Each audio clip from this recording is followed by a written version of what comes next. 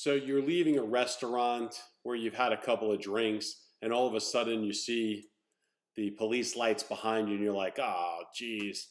And you pull over, right? The officer's already made a determination, whether it's legit or not, that he has a reason to stop you. The first video we talked about vehicle in motion and certain things. It's not an inclusive list, but there's a list of things that officers are trained to look for. So now the officer pulls you over and you're going, oh, geez, where do I stop? Where do I stop? Well, you don't want to stop in the middle of the road. You want to turn your signal on and pull over on the right side of the road. Although in Florida, you can pull over on the left-hand side of the road, but I recommend the way I was taught is if someone's going to pull over, put your signal on, make sure it's safe to turn, change lanes, get over to the furthest right lane, get onto the shoulder of the road, and come to a complete stop. You do not want to stop in a turning lane. You do not want to come to a complete stop at a traffic light. You do not want to come to a stop in somebody else's driveway. You want to stop in a safe area, because these are questions that I'm going to be asking the police officer. When you initiated your traffic stop, when you put on those overhead lights, did my client's vehicle pull over immediately? Did they use their signal? Did they pull over in a safe place where there wouldn't be harm to them, other vehicles, or to you? Those are important issues. So that's what they're looking for. Now, when the officer comes over, you see the picture behind me, right?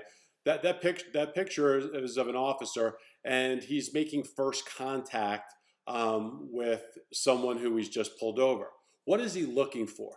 Well, the first thing he's doing is he's making observations of you. He's looking to determine whether your eyes are bloodshot, whether your face is flush, and he's talking to you. He's saying, hi, I'm Officer Daniels with Palm Beach Sheriff's Office, or I'm with the state troopers, or whatever department he's with.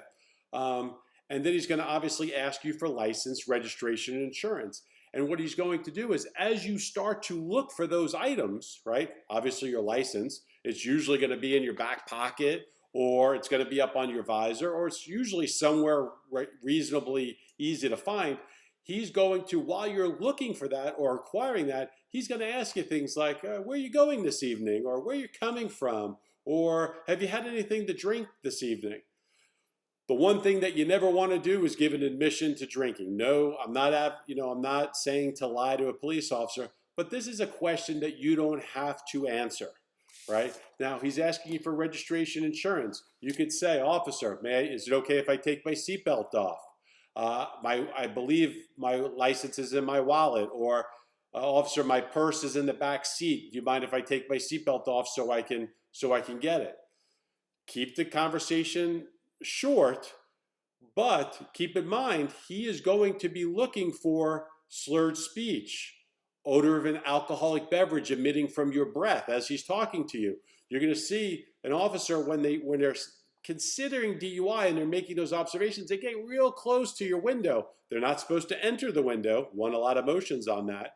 The officer's supposed to be outside the window, and as you're talking to him, usually it's common that you would look at him and speak, and you may emit an odor of alcohol. So these are some of the things that an officer is looking for.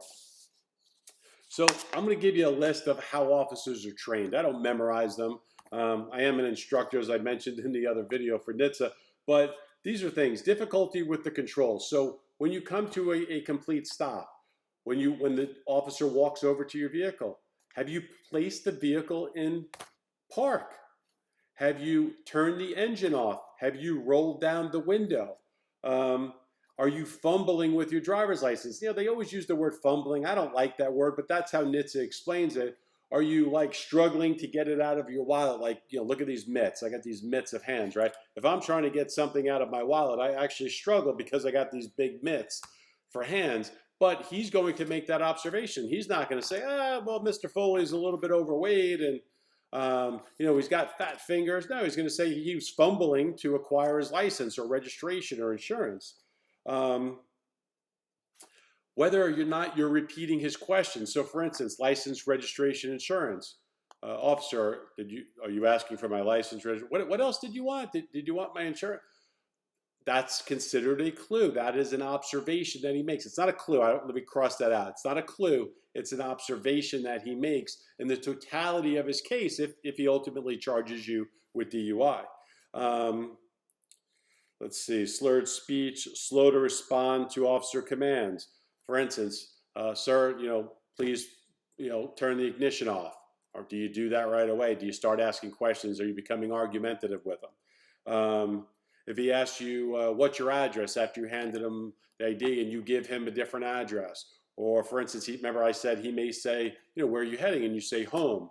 Well, you're heading northbound, let's say in West Palm Beach. Maybe you're on Palm Beach Gardens exit, but you live back in Delray. And you say you're going home, but you're going northbound. Obviously, that is an observation that he would make because that would show that you're disoriented. I already said the odor of alcoholic beverage. So some of the things that they're very, very keen on writing in their reports. Slurred speech. Oh, he slurred his speech. It's very rare that I have an officer that says, oh, he slurred address, or I just left a friend's house, or I'm coming from work. They usually don't do it, and that's a question I end up asking, during cross-examination or during depositions. Answering questions and answers that don't make sense. Like I just said, you're a PGA, Palm Beach Gardens exit. You live in Delray, and you go, yeah, I'm almost home, man. I'm almost home, right? Obviously, that's a serious observation. Unusual statements where this happens a lot. I deal with officers all the time, and they say, when I asked them where they were going, they said, man, I'm only a block or two I'm a block from my house. Well, you're not really a block from your house. And I know that, as a person, sometimes we could be with, oh, I'm right near my house. I'm almost home, officer. I'm just going home. He didn't ask you if you were going home. He's asking you, like, where are you heading right now? So you could say, if you said, well, I'm heading home, well, that would be an appropriate answer. If you go, man, I'm only like 2 blocks from my house. Well, that's not answering the question, right? So I'm not saying that that's wrong, folks. I'm just teaching you what officers are taught, the observations that they're taught to write down and make mention of, because it helps in a DUI case. Abusive language. Oh, you freaking cops, man. You guys are always bothering me. You're just stereotyping me, man. I didn't do shit, blah, blah, blah, blah, right? Yeah, listen, you want to kill with kindness. Hello, officer, keep your hands on the wheel. Officer, may I reach into my back pocket? I have my wallet. Officer, when you hand him your license, if you have a concealed weapons permit, you would hand it to him as well. And you go, officer, the firearm is, in my passenger seat, or it's in my holster on my side, or it's on my ankle. You want to kill with kindness and be respectful. Whether or not you think the officer is correct in stopping. Well, the reason I'm pulling you over, sir, is you're speeding. No, I wasn't. Okay. He's going to make an observation. Here's the reality, folks. I'll just tell you, doesn't matter if you got 100 degrees, doesn't matter how smart you are, doesn't matter, what you know in the law. You will never, never win an argument with a police officer on the side of the road. Okay? So, as I already mentioned, as you're talking, the officer is going to try to smell inside the vehicle. Now, I've actually won cases where the officer has stuck his head inside the vehicle and argued a Fourth Amendment issue, right? Search and seizure. He didn't have a warrant. You didn't give him consent to enter the vehicle. And those observations were thrown out. And because one of the things, the odor of alcohol was thrown out, they didn't have reasonable suspicion to begin a DUI investigation. So it's what's referred to as a bootstrap argument. Some other things. Forget to hand the officer the documents that he requested. License and insurance, please, or license, registration, insurance. Yes, folks, I am very well aware that if there's a tag on the back of your car and it says that, it's April of 2020 and you're in January of 2020, that your car is registered. I know, and so does he, but he's asking you things. These are called divided attention. This is where DUI starts to head in the very beginning, the initial contact. They're looking for that. Another one is so common where you hand the wrong identification. You hand your bank card or an ID card from work rather than your license. Can't get the documents with your fingertips. I already talked about that. And continue looking.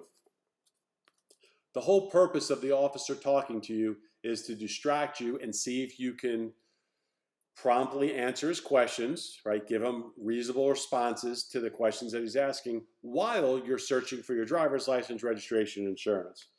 Remember, the officer is always watching and observing, right? He's making mental notes because obviously he's going to make further notes if he arrests you. He's going to put him in a probable cause affidavit, an arrest form if you're in Miami, supplemental reports. It helps him remember what happened on the stop, helps a judge, it helps a prosecutor, and it helps your defense attorney, me, because I ask a lot of questions about the report. If you act angry or do something unusual, I mean, if you stick your head out the car and start projectile vomiting, that would be unusual. Once he's made these observations of you, right? The way the case law works, and I'm not going to get into the names of the case law. This is for the average everyday person. I'm not teaching fellow attorneys in this video. I'm teaching you, the everyday citizens of Florida. Once the officer has made some observations, odor of alcohol, flush face, bloodshot eyes, lethargic, answered questions in an unusual way. My girlfriend works at Hooters. Where you going, sir? My girlfriend works at Hooters. Well, that would be an unusual answer, wouldn't it? I've actually had that. So once that officer has a few things, usually 3 items, that then gives him reasonable suspicion to begin the DUI investigation. And that's when he's going to ask you to exit the vehicle. When you're exiting the vehicle, he's going to pay very close attention. You're not realizing this, but he's going to determine whether or not you're using the car door for balance as you're getting out, if you're having a problem taking off your seatbelt, if you're having a problem exiting the vehicle. Not only is he doing that, he's looking at your clothing to see if they're disheveled. He's looking at your hair. He's looking at your car, like if there's any other objects in the car that are close by, like an open alcoholic container, right? Like if you have a can of beer in the passenger seat or in the center console. So keep in mind, every single moment that officer is talking to you, he is making observations. Do I get observations that don't match the video? Yes. Do I have a lot of cases where the officer doesn't have a body cam? Yes. Now what's happening? Prosecutors are going to take the word of an officer. Judges are going to take the word of an officer. So I have to be very detailed in my cross-examination. But for your knowledge, when you're being stopped by a police officer, keep in mind every potential stop, especially in the evening hours, right? Especially on weekends and holidays, St. Patrick's Day, officers are looking for impaired drivers, right, to protect society from DUI and impaired drivers. So we're going to go next to the roadside field sobriety exercises.